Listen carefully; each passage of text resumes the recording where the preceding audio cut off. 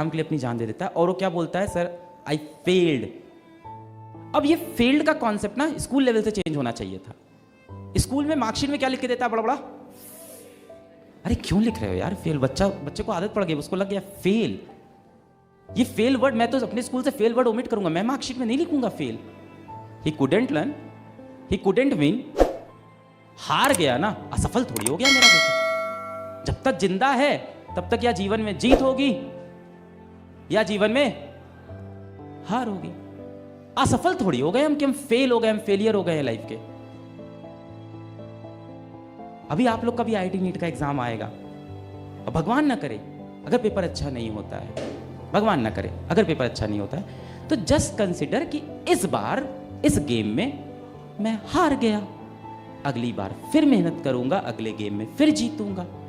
अभी मैं असफल नहीं हुआ हूं, मैं फेलियर नहीं हुआ हूं, फेलियर नहीं बोल सकते उसको।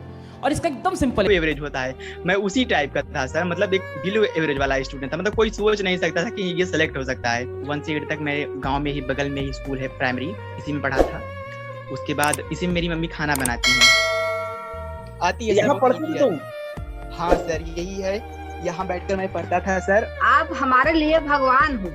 अरे नहीं ऐसा मत बोलिए मैम, हमारा बच्चा के तुम पास कर दिया, बहुत खुशी की बात। तुम्हारी मम्मी किसी भी मोस्ट एजुकेटेड वुमेन से ज्यादा पावरफुल लेडी है। वो संघर्ष करके तुमको पढ़ा के डॉक्टर बनाया है, पुअर नहीं। एजुकेशन में तुम पुअर नहीं हो, तुम पावर में पुअरफुल नहीं हो, स्ट्रेंथ में तुम पुअर नहीं हो, सिर्फ फाइनेंशियली कह सकते हो पुअर हो, वो तुम सॉल्व कर दोगे। अब तुम्हारी यहाँ से जो भी दिक्कत है, काउंसलिंग का पैसा, कॉलेज फीस, जो भी है सब फिजिक्स वाला करेगा।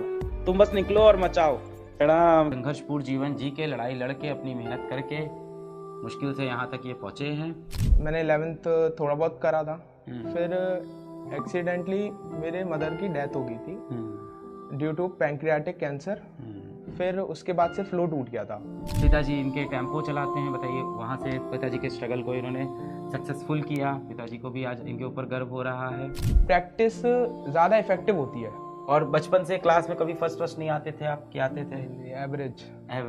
एवरेज से भी थोड़ा लो ही समझिए। अब देखिए इसका शेड्यूल सुनिए, सुबह 8 बजे से रात 11-12 बजे तक सिर्फ पढ़ाई कर रहा है। कोई शेड्यूल नहीं है ऐसा कि इतने देर ये करेंगे वो करेंगे। सुबह 8 बजे बैठे तो रात के 12 बजे तक सिर्फ पढ़ाई हुई।